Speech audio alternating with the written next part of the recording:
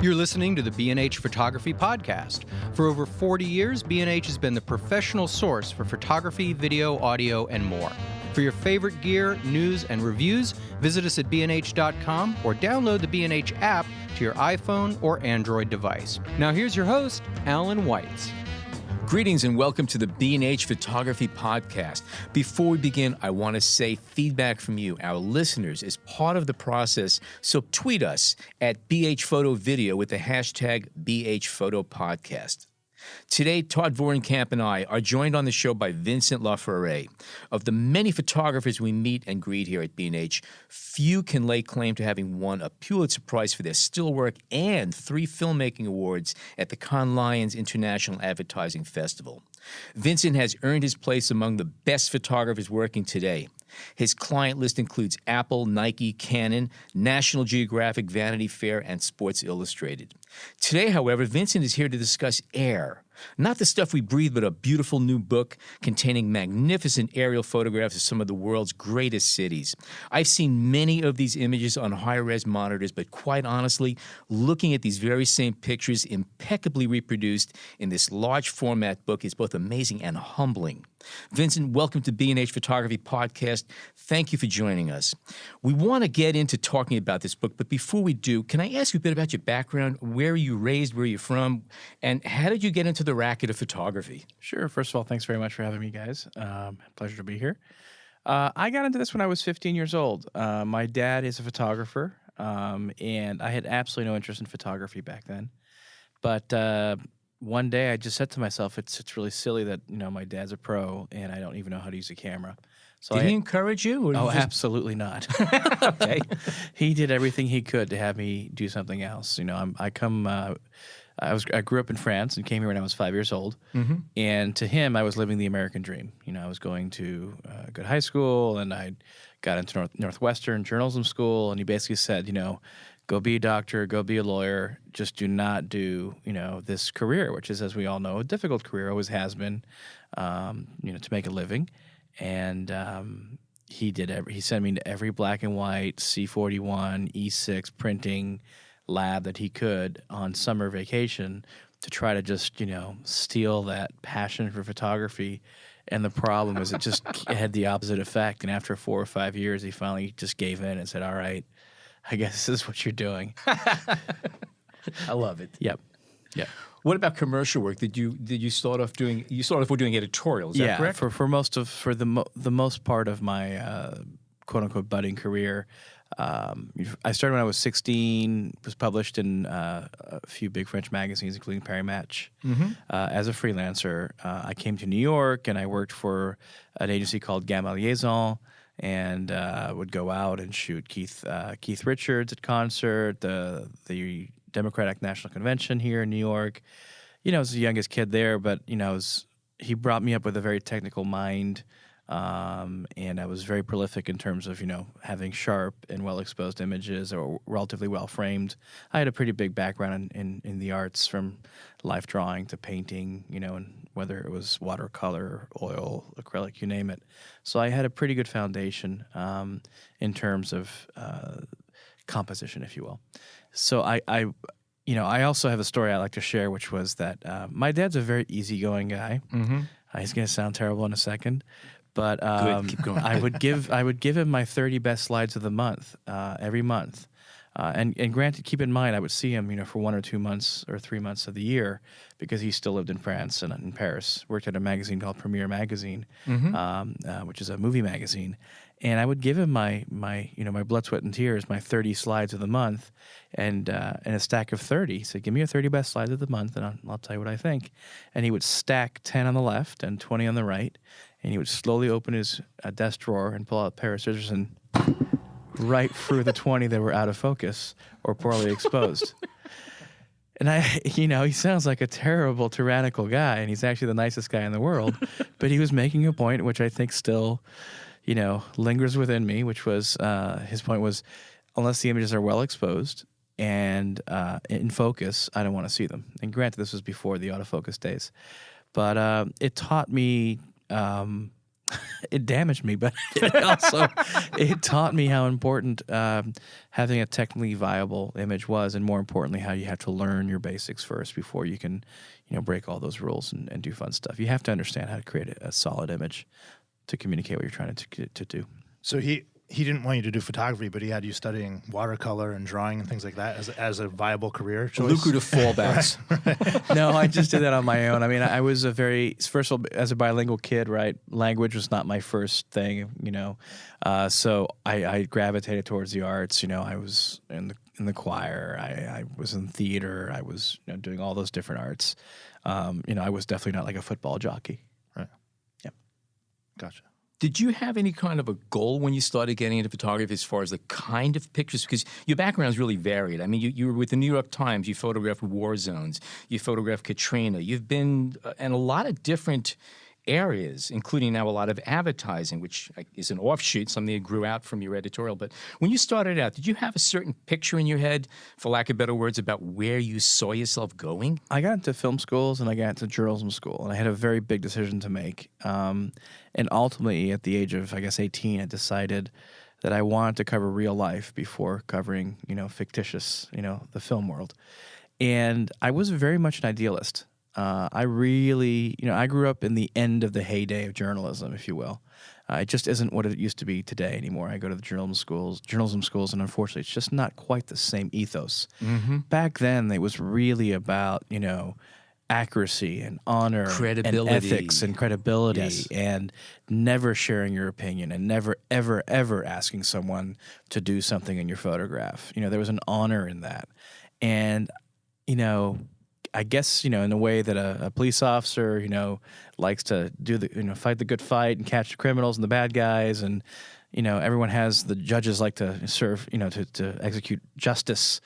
I think for journalists, that was really something special, without having to be a cop or, in those type of areas. It was my way to serve, if you will. There, it really did feel like a public service back then. And it was a huge honor. The years at the New York Times for me, I think it was almost 8 years, were some of the very best formative years of my life, because I got to witness, as you said, everything from the Olympics, the World Series, Super Bowls, to the White House, to, elections, you name it. I mean, I really covered everything all the way down to wars and Katrina. Got to climb the top of the Empire State Building on the Needle. So when you get those chances, even at that point, like we were taught not to talk about ourselves. It was when you turn in a photo, so people would say, well, tell me about yourself. And it was like, it's not about me, it's about the picture. Let's talk about the picture. It was kind of this old school way of thinking that I miss, where today it's all about the star and, the Twitter followers and who are you. And, I feel like I'm getting old. I'm 41 now. And I'm like, I wish we could go back to those days where it was about the work. Interesting point. Really interesting point. What kind of assignments impacted you the most out of all the things and places you'd photographed? I mean, first of all, I got to live one of my dreams, which was when I was 15, 16, I would sneak into the U.S. Open and shoot the tennis matches. And eventually got to shoot on the number one spot on the court as a New York Times photographer. So for that kind of nice loop, it kind of happened for me. And the irony is the last images I shot at the U.S. Open were back up in the stands with a tilt shift lens for the New York Times Magazine. I went full circle, literally going back up to the stands where everybody else was, as opposed to being in the prime position. Two big things happened in my career. 9/11 happened, and I was out of pocket. I was on vacation in France to see my dad, and I was not a war photographer. If you wanted to send someone to a convention or to the Olympics, I was your guy, because I'd more often than not be able to really focus and get those pictures that were defining of that event. When bullets fly, I hit the ground and I stay down. I have no interest in covering conflict. But did you come back to photograph 9/11? You couldn't. That was the thing. So I was stuck in Paris. There was no air. That's right. No flights other than to Pakistan. So I got this call at 3:00 in the morning where they basically said, well, they being the New York Times. The New York Times, okay, saying, hey, what do you think about going off to Pakistan? And I was like, I mean, it was such a tough time, and I just did it. I had no idea what I was doing. I quickly learned to work with a photographer named Patrick Aventurier, who worked at Gamma, who I'd known with my father from when I was in my teens. And I said, listen, I work for the New York Times. We have resources. We have a car. We have fixers. Yet I have no idea what I'm doing. I'm gonna get killed. And you have 10 wars under your belt. And you're not a competitor. You're not competing with the New York Times. So why don't we pair up? And that was an immediate pairing that helped us survive. And although we had some pretty hairy things happen, guns to the head, AK-47s, all that fun stuff. There was one point where we got surrounded by about 40 guys, 20 or 30 of which had AK-47s. We were the last of a 13-car convoy. And the rule is never be the last car. And I remember pulling out my phone and realizing, first, there was no signal. B, if there were, and I could get George W. on the line of the White House, there were no Delta forces coming, and I've never felt more alone. How old were you now?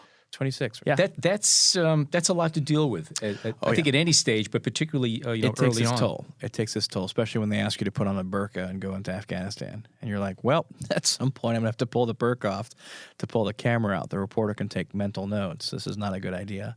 How long were you there? 3 months, 3 very long months. I came back a changed person for sure. Yeah. And then I did the Second Gulf War, which was a bit different. I went through an entire 10-day training with former SAS guys where they teach you how to put your entrails back. They teach you how to deal with riot situations and kidnappings and all that fun stuff, chemical warfare training.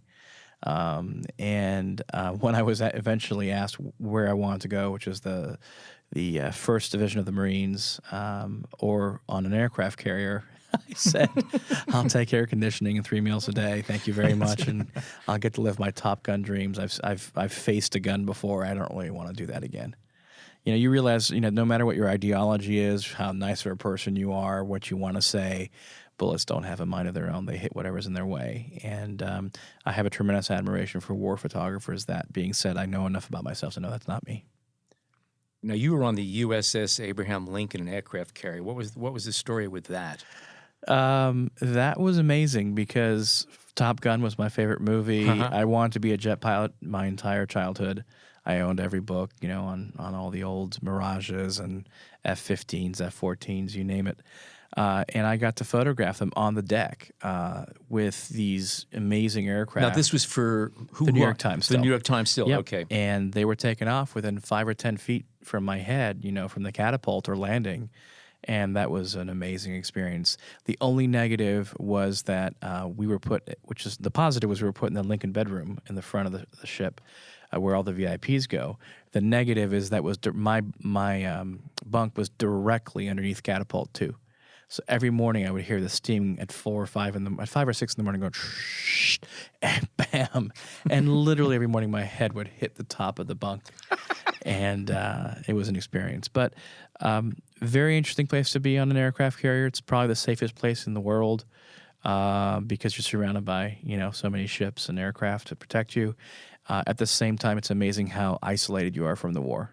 Because there's such a routine there where you don't think of what's going on, but then you watch CNN or Fox, whatever's on, and you see the bombs, blowing up in Baghdad, and the planes land with fewer bombs, but no one's really making that connection. There's a total disconnect between the two, which it's is very strange. On purpose. It's just your job. Let's not talk about any of that. This is our job.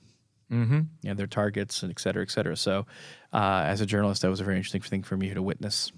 Now, when you were in Pakistan, were you doing any aerial photography there, or no? On the ground, getting rocks thrown at us, all that fun stuff. Because you did shoot from the air when you were on the carrier. Correct. Yeah, they let us do a flight in a Seahawk, and that was a lot of fun. Was this your first experience shooting from the air? I don't think so. No. At that point, I'd already done quite a bit for the New York Times. Oh, okay, all right. Yeah. The best quote, though, from that was I was with a veteran pilot, 30 years plus, who said, you know what, kid, in 30 years, I've never had a chance to fly over the carrier during active operations. This is pretty cool. And you have to ask the captain. The captain said, sure, It seems like you have a history of taking pilots to places they've never been before, eh? I do. And I think, as long as it's safe, the idea is to do things that are different. Yeah. You know, I mean, that pilot would never have any reason to go up above an active carrier with F-18s taking off and landing beneath him. But suddenly when you have a New York Times photographer, the captain's going to say, yeah, sure, I want my ship to look good. And it was made for a pretty beautiful image. If you've never photographed on an aircraft carrier, it's pretty amazing. It's like an air show every day. The flight deck's an extremely dangerous place. Lots of young sailors running around, operating aircraft, exhaust, intakes. But photographically, it's one of the coolest places you can ever spend some time. We're going to take a short break. When we come back, we're going to talk about Air, the book.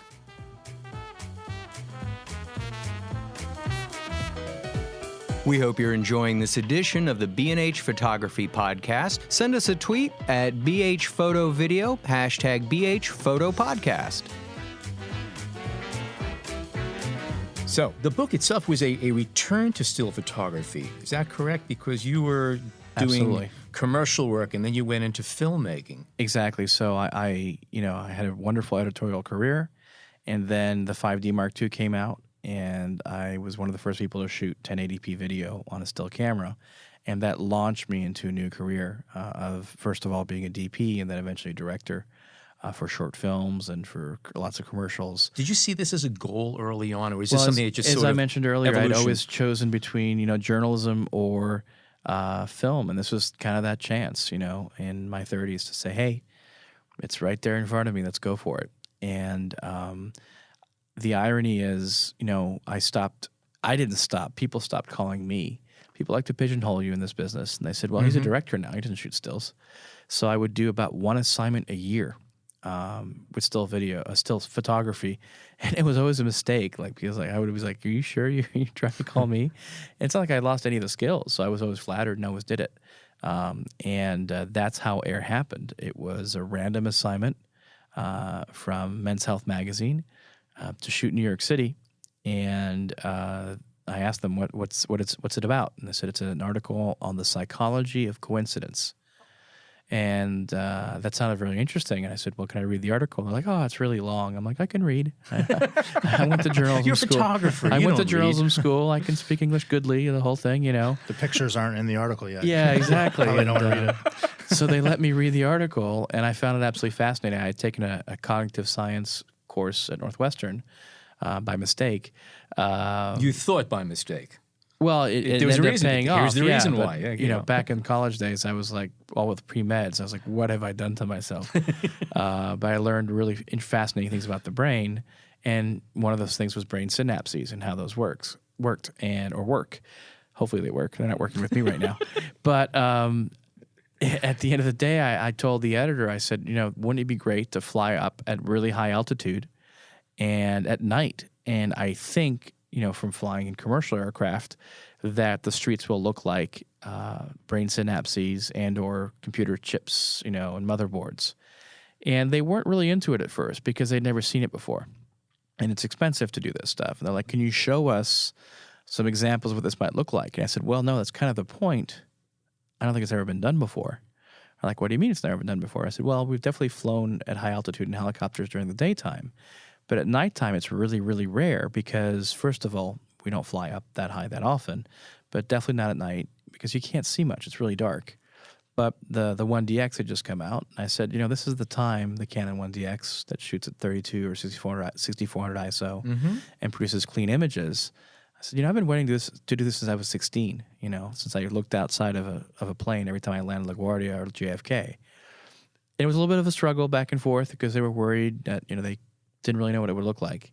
But they said, go ahead. And lo and behold, that led to an entire year's worth of work from that point on, just by, again, taking that risk. And the coolest thing, besides the fact that it was very cool and freezing, was that the pilot said, I've never seen New York like this in my entire career. This was a 20 or 30-year veteran.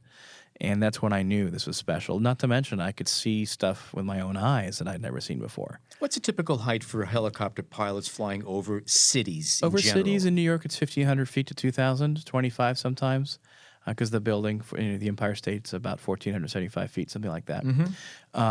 So you're always, over the Hudson at 1,000 or above, and over the city at 1,500 or above. And you rarely go above 25 or 3,000 because they have different types of airspace for obviously fixed wing versus helicopters. So the funny part is throughout this assignment, whether it was in New York or in Chicago or in Barcelona, we would request to go up at 75 or 12,000 feet. There would always be some big befuddlement with the air traffic control on the other end going, come again? Did you add a zero? Long silence. Yeah, did you add a zero to that? Are you okay? Are you having an aneurysm? Like, what are you doing? And this was even though it had been cleared, like, days in advance with, the head of air traffic control.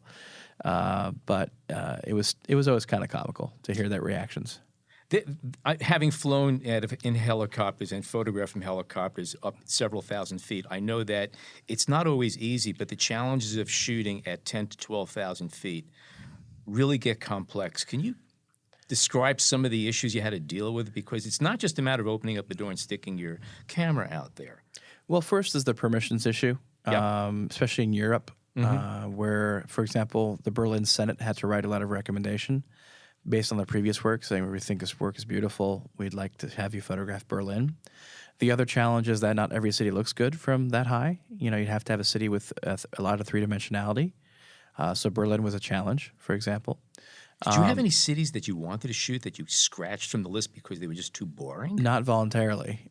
We wanted to shoot Paris, and we were given permission initially. Yeah. And that got scratched the day of. And we think because of security concerns. Interesting. Okay. Which was, a killer because I'm from France and it's a city of light, so that hurt. Mm-hmm. Yeah, sure. And I hope that was personal. That was personal. I hope we get a second chance. But anyway, we kept going. At what point do you have to? Well, first of all, I know that temperatures drop very quickly as you start elevating. It could be 80 degrees down here. Yes. You go up to 1,000 feet and you're shivering.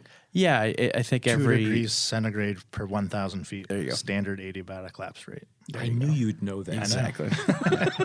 There's variations. Depends on where you are. But. Yeah. The truth is, I looked like a snowman. I wore my Arc'teryx shell and everything, and sometimes two long underwear and great boots. So it wasn't that bad, and I have great gloves that allow you to touch iPads or iPhones and stuff like that. So that wasn't that much of a challenge. The challenge was the amount of time it takes you to get up there, 15, 20 minutes, and how little time that gives you up there if you're planning on spending enough money for 1 hour or 1 hour and a half, plus the time it takes to come down, and how long it takes to move around up there. You don't feel that movement. And not to mention the discovery. You've never seen any of these cities before. You can't study photographs from other people. You can't go on Google Images. There's no frame of reference. Now, you did a certain amount of pre-planning, obviously, because there was just too much to cover in too short a time. And sometimes we have to fly to file detailed flight plans, weeks in advance. In Paris, it was literally point-to-point altitude. We used Google Maps and Apple Maps, and we would look at the three-dimensionality of the city, especially in Barcelona, for example. So we did a lot of research. We cleared everything. And then the final hurdle was hypoxia. The first time I experienced that was in... Could you define that for us? I know what it is, but there are you're probably basically a lot of people... dying. Yeah, okay. All right. For lack of oxygen to the brain. It's a wonderful word to describe it. I just experienced it in Mauna Kea in Hawaii. We went to 13,800 feet, and we got tunnel vision.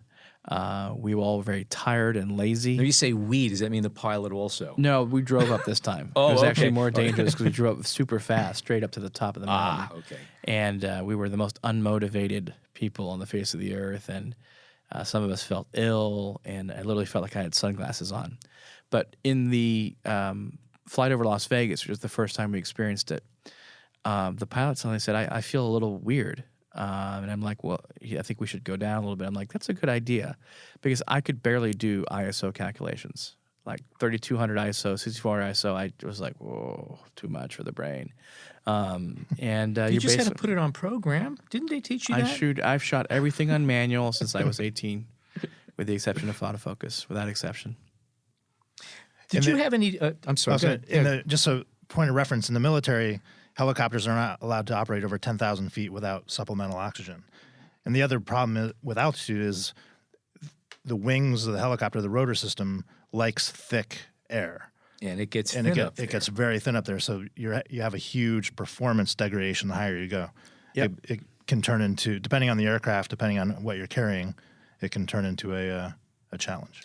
Yeah, and then that was our first and last lesson. Every flight after that, we had oxygen, because it was we hadn't thought of it thought it through because Las Vegas is 2,001 feet above sea level. That's why we had to go to 12,000 for the first time. So in our mind, it was still only 10,000 AGL above ground level. But your lungs didn't agree and your brain No, didn't of course agree? not. So we learned our lesson. And, we were only up there for 30 minutes, but still it was enough. And I had a bad hangover, like oxygen hangover after that flight. So Now, this is obviously a still project. Did you shoot any video when you were up there? we did. We did some with a partner called Nimia that we shot over New York with a C500 and a shot over that looks pretty beautiful. And there was always this question with this project: should it go into video? But the amount of money involved is exponentially more expensive than still. It's already extremely expensive in still. We spent a lot of money on this project, I'm sure. and it was scary. So. How many times did you go up in each of the cities? Was it a one-shot deal? I know you did a lot of pre-planning, but did you do multiple flights, or were some of them just one shot? We try to do a minimum of 2 flights per city. So cities like New York that are more accessible in my own backyard, I think we did a total of 5 flights. Mm-hmm. But in London, it was 2 flights in one day. It's just so expensive. The average helicopter is $1,700 to $2,700 an hour, depending on where you are in the world. And if you think about that, just imagine every minute pulling out $40 and buying a round of drinks for all your friends. Every minute.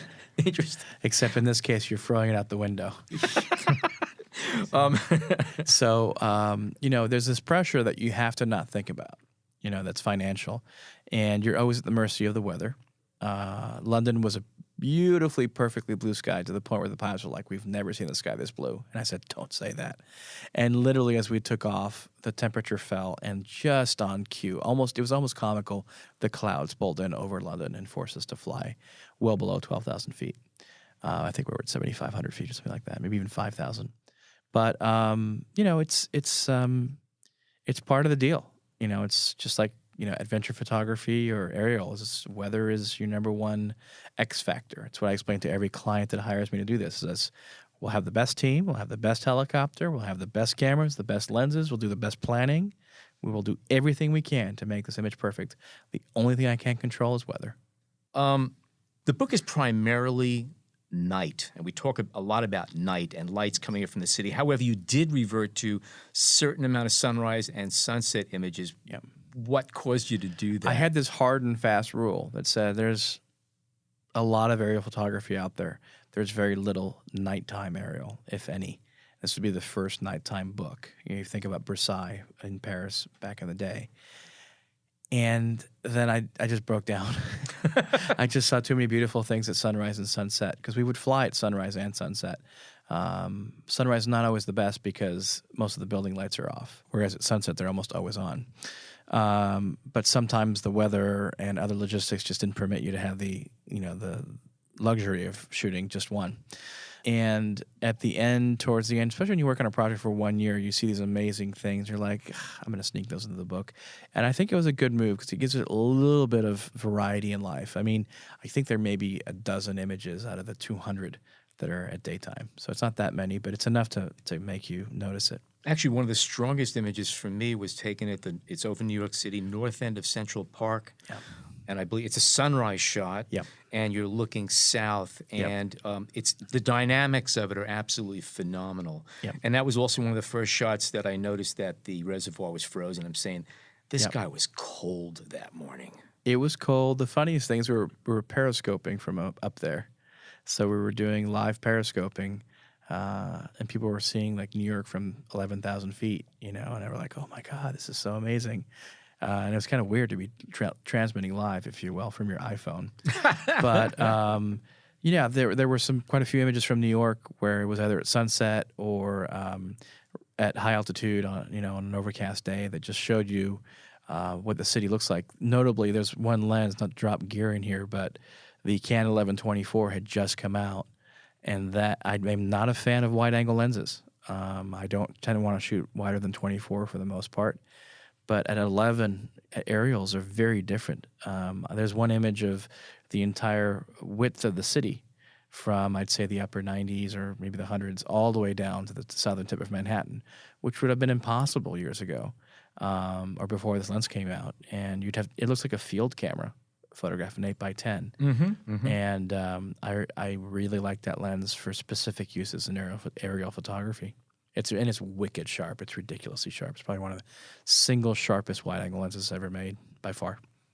We're going to take a short break, and when we come back, we're going to go more into gear because taking pictures from flying aircraft, especially at night, is not easy. If you'd like to reach out to us with your questions or comments, email us at podcast@bhphoto.com. Todd, I'm going to let you pick Vincent's brain about gear, and I'm going to jump in every once in a while. Tell us what you used to start with, and I'll have some follow-ups for you. Just look at the Canon brochure and pick everything from an 8-15 to about a 200 f2. We brought one zoom lens or two, the 8-15 and the 11-24. But the reality is that could be used on very limited circumstances because of their T-stop or f-stop at f4. Everything was shot with a prime lens. And I pride myself, you now know why, because of my dad, on framing things very precisely. You know, we used to throw away slides. We didn't crop slides. They were either perfectly framed or they were out. Without exception, maybe one image for design purposes in the entire book, everything is shot full frame on a prime lens. And that was part of the challenge for me because that's the ultimate ballet between the photographer and the pilot and the air traffic control, is to not only get you in the right position, but in the right position at the right time with the right lens.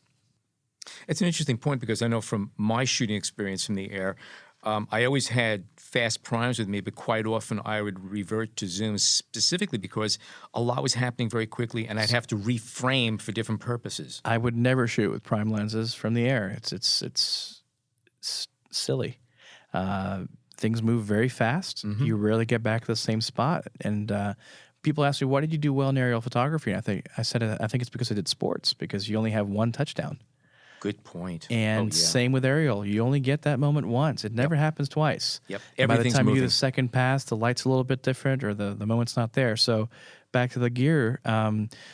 Let's see. We brought an 8-15. We brought a 11-24. We brought a 14, a 24-14, a 35-14, 50-12, 85-12, 135 f2, 200 f2. So, quite the cornucopia of lenses, if you will. And the idea was that they were all primes. We all shot them either wide open or closed down 1/3 or 2/3, depending on the optics, because at night, this is a torture test for lenses, because especially on the edges, you can see all the coma, all the bokeh, all the issues of the lens, because there's these little dots of light in the street. So it was definitely a torture test. And the main camera used, I called it the king of the night, was the 1DX. That being said, when the 5DS and the 5DR came out, the resolution advantage was so noticeable, especially on the gallery prints. We did some 60x40s, which is 5 foot wide, and it's night and day. And I got to the point towards the middle to the end of the project when the 5DS came out that I would rather shoot stuff at a 30th of a second or a 15th and risk blur than to shoot it on the 1DX with a lower resolution at 1/25th. We had gyros the entire time. I was going to ask you about that because image stabilization, no way we could have done it that without doesn't happen. Yeah, there's no way we could have done it without. IS does not work from a helicopter. So we had 2 Canyon Gyro Labs gyros mounted our camera with some really right stuff plates so it can quickly change. I should mention I flew with my assistant, Mike Iser, who's been a friend and an assistant for a decade. And I don't fly without one because it's just too dangerous to swap lenses by yourself when you're in an open door. With cold hands. With cold hands and pins and that wind get stuck. blowing and turbulence and shaking. Also you're hooked into the helicopter. If anything goes wrong, someone's got to be able to let you out. So Mike was a big part of this. Flown with him on every flight. I don't fly without him. I've flown once without him to do a promo shoot, and I felt sick to my stomach. For no good reason, and people do it every day. I'm spoiled, I guess, but it's all about safety. It's nice to be able to concentrate on your work and not about that stuff. That shouldn't be even on your mind. That helps big time. At the same time, you have to think about stuff even earlier. So you have to communicate to the pilot and to Mike. I need a 24, and on the second camera, once you've done that one, put a 100 or 135 f2. How many bodies were you carrying? 3 to 4 bodies. Okay. Try to keep it to 3. We had a 4th as a backup. Because as you know, there's limited space up there. They look big from the outside, but it's pretty small in there. And we had GoPros, and we had some BTS guys sometimes, so it got to be a bit of a circus. And we have to fly with these around the world too. They're heavy, they're expensive, and carnets and all that. So, but we just try to get the best lenses we could. The 200 f2 is a jewel when you can do it. In Las Vegas, we compressed the entire city into one frame. We shot the Golden Gate Bridge with a 200 f2 at 12,800 ASA. After sunset. So we used everything. Because when you think about it, this is a fascinating thing to do once. It's a fascinating thing to do twice. But after 2 or 3 or 4 times, it gets more and more difficult with each city. Not to mention that if you start off with New York City and San Francisco, it's not that you're going downhill, but it's more challenging because there just isn't as much three-dimensionality to those cities. They're not as necessarily as iconic from the air. I definitely would like to do a second book where I go to Shanghai, where I go to Dubai, Hong Kong, Rio, Mexico City, and smaller places like Amsterdam, and hopefully some African countries that may not have the development but have a whole different feel to them. I'm sure. I'd love to go to Iceland, for example. It's this beautiful island off of Iceland that has a little core of light in the middle of darkness and a little bit of blue water, hopefully, around it if we shoot at the right time. So, a second book is definitely something I'd love to do, but I may actually do a Kickstarter or something like that for the second book because the first book was 100% self-funded with the exception of a huge sponsor, G-Tech, and then Canon eventually jumped in as well. G-Tech jumped in. They make great hard drives. I've been an ambassador for them for years, and they help sponsor Europe. And so it's I'm not made of money, and this was definitely a passion project. This was not meant to be a book. If you had asked me 2 years ago if I would ever do a book, I'd have laughed in your face because I was directing. I'm like, I'm not going to get to do a book. And it is kind of the antithesis of where you were going. It was really. It was a total curveball, and I was planning on doing my first feature film, and then this happened, and I was like, when the initial images were released, the reaction was very visceral. It was millions and millions of people very quickly, almost every single publication in the world, numerous television appearances. And what I took from that wasn't, great PR, which it helps, but it was more like, this is something special. You touched the pulse of a lot of people. I touched the pulse of a lot of people, and more interestingly to me, not just photographers and geeks. It touched the pulse of doctors, lawyers, aunts, grandfathers, and that's when I knew it was special and something different. I know I don't even know how many pictures I've looked at over there, and I've seen a lot of stuff that just makes me stop and just gawk. But this book, one after the other, the images are just really wonderful. One thing I want to get back to on the equipment is you use tilt shift lenses to create that what they now call toy effect, and some of them are really wonderful. There's like one shot in particular, I think it's a suburban shot. It really looks great. Yep. And the one in London of. What's the Piccadilly Circus, is it? Yeah, Piccadilly Circus. That's wonderful. Thanks. What I was wondering, though, the tilt shift you used basically the opposite of the way it was really designed to do to give that effect. Did you ever use it the way it was meant to be to actually hold the depth of field a little bit more? I was just curious about that. I've done it for commercial jobs, since, but my first introduction to tilt shift photography was on a series of aerials for the New York Magazine for a summer issue, and one day I got bored, and I put a tilt shift lens on the camera and discovered it. I'd never seen it before. It'd been done before, but I'd just never seen it. Right. So for me, it was a total chance, and I ended up doing for about 2 years a series of aerials with tilt shifts that were in the old Play magazine and the New York Times and New York Magazine and Vanity Fair, et cetera, et cetera. And it turns out I was one of 2 or 3 photographers that kind of helped revive tilt shift photography, unbeknownst to myself. The joke was I would call CPS at Canon and say, "Can I get some tilt shifts?" And, yeah, sure. These things have been gathering dust. Right. And then a month after the magazine article showed up, they're like, "Sorry, Vince, they're all out." And I was like, great. And it's your fault. It's your fault, literally. Like, people are ordering these things nonstop now. So I definitely don't claim to have invented it. And I think maybe if reinventing is too big of a statement. But I know that Revived an one, interest two, or in it. three of us really were one of the few people to kind of bring it back.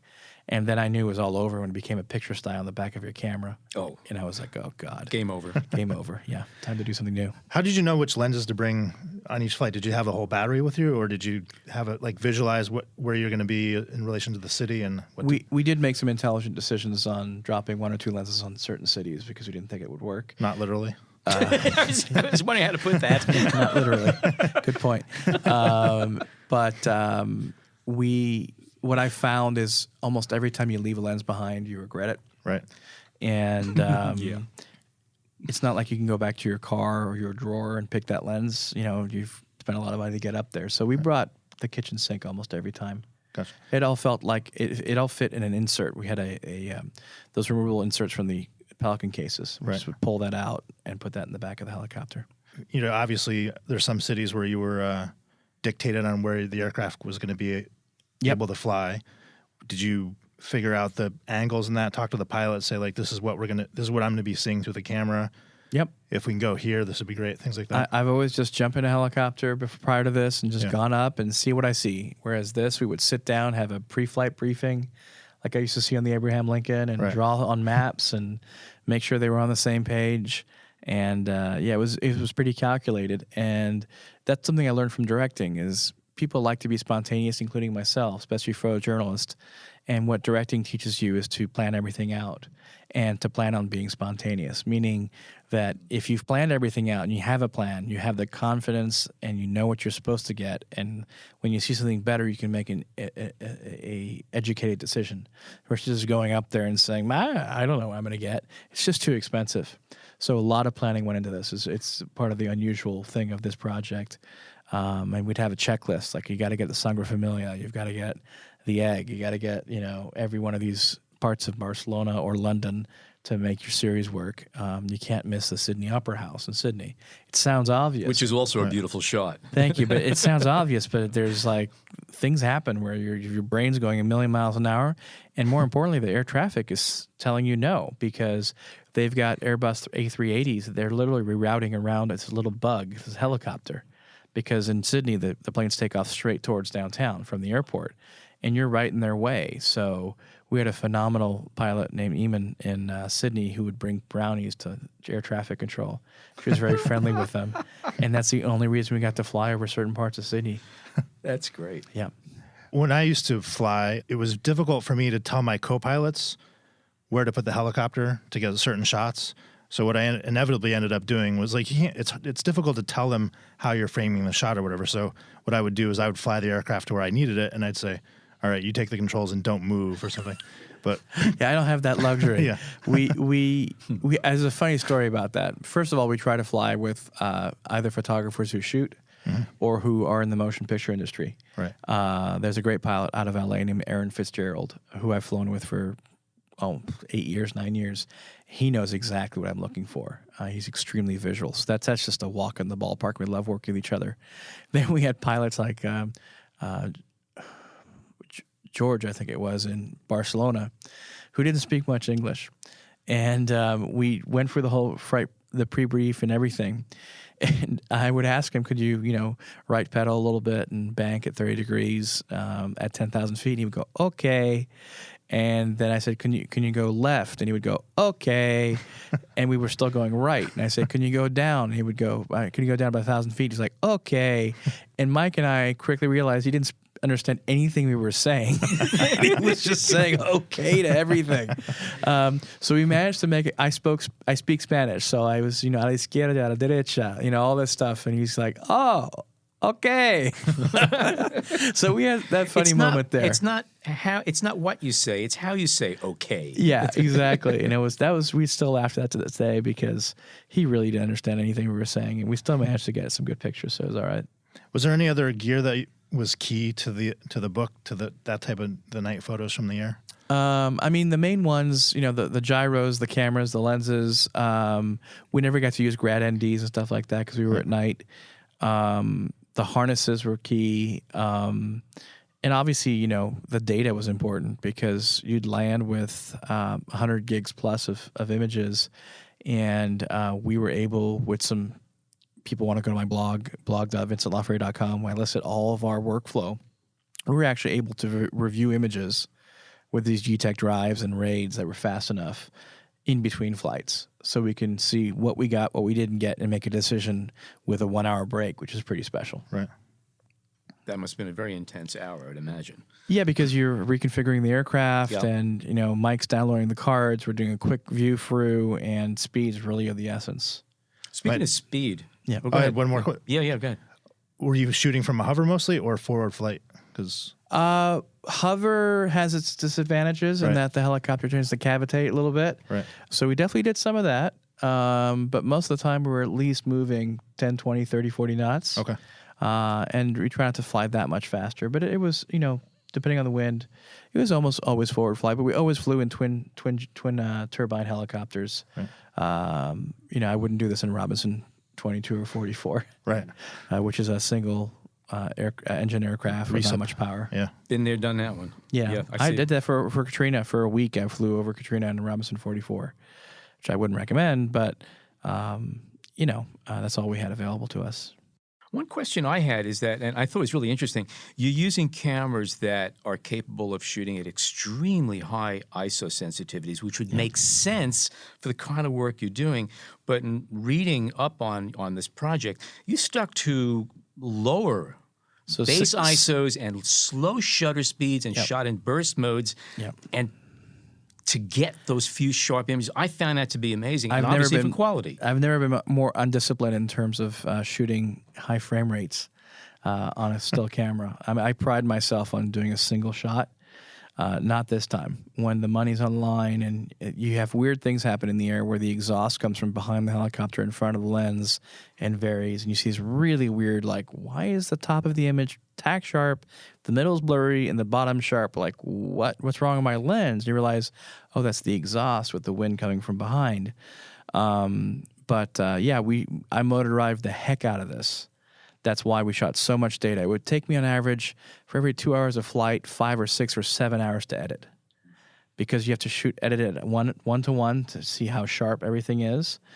And in terms of ISOs, you know, I always knew that besides the book, which is, you know, it's really well printed. It's some of the highest Beautifully resolution printed. printing you'll Yeah. find.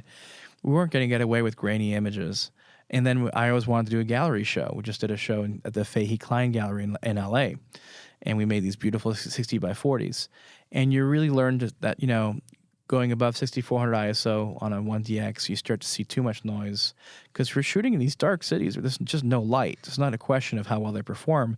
It's how well does your camera perform where there's total darkness. That's when the noise comes out. And the way we expose these was very important too, you know. And for the 5DS, you can go to 32, but at 1600, it's pretty darn clean. So as the project went on, I actually found myself going backwards, where I was at a 20th or a 30th of a second or a 15th. Because I said to myself, I would rather have one image at sharp out of 20 or 30 at 1600 ISO on a 5DS than 10 of them sharp out of the 14 or 12 at 21 megapixels. Are there any shots that you went out this way that didn't work out, where you just couldn't get one image that was good enough? The one near heart attack, the first time in my career, was over Berlin. Berlin was just not working. They'd given us special permission. We couldn't go below 2,000 feet. It's an extremely flat city. And for an hour and a half, I was there with Mike saying, Mike, I'm just not seeing anything. And he's like, is it me? Am I mentally off? He's like, I'm not seeing much either, Vince. So it was depressing. And we had 5 minutes left. And I said, all right, let's go right up to 12,000 feet. And we put a 5DS with, or I think it was 1DX, with a 8 to 15 on a monopod. Because the entire reason I went to Berlin was for one picture. And that was to show that 25 years after the wall came down, you can still see East and West Berlin based on the color of lighting. We got it. But that was at a 20th of a second at f4 at 64 ISO. And we shot hundreds of frames, and there were like 2 or 3 that were usable. Oof. And we had no choice to go back up because the airport was closing. So if we didn't go back down, we would get the helicopter stuck there. Not to mention get the ire of the helicopter, the airport people. How did you white balance the images since you were shooting so many different color temperatures? Didn't bother. Shot everything on auto white balance. I Okay. shot everything in RAW and full manual mode, and deal with that in post. Okay. You didn't adjust white balance in post, or? Yes. So in post, definitely went generally under 34 in the 2000 ranges, so that I can get more of the blue. Gotcha. A lot of these cities are extremely yellow. Yeah. What's your advice to we won't say the beginning photographer, but the novice pro who's going on their first aerial? Please, please, please ask other people what you should be doing. It is extremely dangerous in terms of making sure you're harnessed in properly, making sure the gear is harnessed into you, making sure you don't have any loose items. So often, I used to invite lots of people up with me, and the amount of times they've lost their iPhones, their sunglasses, these things become projectiles. Right. So now I actually do a pat down with people. I take their iPhones away, and you've got to understand that if you drop something from up there, it becomes a missile. Right. And I think you'll rarely find a fellow photographer who's experienced who will not share tips and tricks with you, or pilots that are experienced with aerial, because it's a liability. And that was one of our major rules on air, is if we ever dropped anything, we knew it was over. Right. So there's just no chances, and it's a pretty specialized thing. I would definitely recommend you not go up at night at first. Go up in the middle of the day where you can see everything and take your time, and maybe stay away from large populated areas for a bit. But it's a fascinating thing to do. And, frankly, I love shooting nature just as much as cities. There's a lot to shoot out there. But the first piece of advice is find a helicopter pilot and company that lists aerial photography, but more importantly, that lists motion picture experience, because those are the guys that generally really know what they're doing. Anyone can say, hey, I do aerial photography, but it doesn't take much. Whereas if you're doing motion picture stuff, you're at a certain level of experience that, the gear is so expensive, you can't really fake that.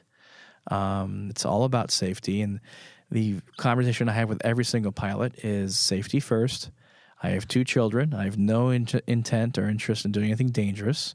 If at any point you feel uncomfortable, let's just go back home and land or do something different. And you've got to remember that a helicopter is 100,000 pieces of metal trying to shake themselves loose from one another with no aerodynamic properties whatsoever. I've heard it described as a machine that wants to crash. That's accurate. And before I worry everybody, which I'm trying to do because I don't want any more competition up there, is they actually have some of the safest, if not, the Jet Ranger has the safest record of any flying vehicle, and I think even any vehicle, period. It's with right pilots and intelligent ways of using it, you will be fine. But actually, the biggest hazard is you dropping something from the helicopter. It's called a TFOA, for those who don't know. Things falling off aircraft. It's a lot of paperwork. The other thing Vincent alluded to is what they call FOD, or foreign object damage, and that's lens caps, releases, anything that you can drop. Pens, pencils can become, not only can they fall out of the aircraft, but they can get lodged into flight controls and cause a whole assortment of issues. So every single camera is hooked into me with carabiners. The case is hooked into the helicopter with carabiners. There's no chance anything could fly out. That being said, we've had 2 circumstances where we left the back pillows, I guess, not pillows, seat cushions. Seat cushions. Yeah. They're usually held in by Velcro. Right. And with the wrong gust of wind, those things fly out. And I've had that happen to me twice. Once where I was the main guy, and I don't know what the pilot was doing, and it went towards the rear rotor, which is not a good thing. And another one, we had an Instagram photographer with us. Ugh. And is there such a thing? Yeah, exactly. And he lost it, and I was just like, really, seriously. So you got to be careful. Things can't happen, and that's why flying with experienced people it's what it's all about. So what tips do you have aesthetically for the aerial photographer? I think the first thing I see people doing going up in the air is you're seeing this incredible vista in front of you. You're seeing this world in a way you've never seen it before. You can almost see the curvature of the earth at times. and your natural instinct is to pick up a wide angle lens. And the problem is wide angle lenses very rarely translate into anything good in aerial photography. It's hard to get something strong in the foreground when you're up There's at nothing, several thousand feet. exactly. There's nothing there. There's nothing there, and you get this amazing image where you don't know where your focal point is. Exactly. Which is part of the reason I use tilt shift, by the way, is to force that place to look at. You can also get rotor blades. Yes, and you get On rotor the frame. blades, exactly. Yes. Yeah. So what started my photography career, going back to the sports background, is I used to shoot with a 500 millimeter, and I would shoot very specific small parts of the city in a very geometrical, rectilinear way. So in other words, the next step is to look for geometry and pattern and color. So, some of your strongest shots were those tighter ones where you have the buildings. They almost look like steps going around. A few of them remind me of M.C. Escher prints with a stairway that just keeps going round and round. That's what you're looking for. It's beautiful, that You're stuff. looking for that pattern that the architects saw, but no one sees from the ground. That's correct. And whether it's in nature or in man-made cities. And, have the discipline. I always say, when in doubt, shoot tight. Tight is always right. The other tip, which is for aerial photography, but also for all photography, is I find that the reason I make my best photographs has less to do with what I'm shooting than what I'm not shooting. And what I mean by that is you'll see so many images that are good or okay. You have to have the discipline to say they're just good or okay, or I've seen them before. You have to keep pushing yourself to find the images you've never seen before.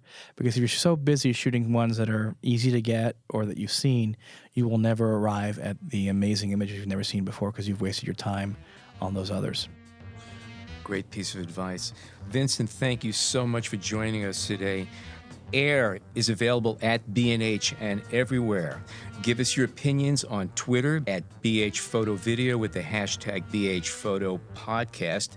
And please rate and leave a review on iTunes.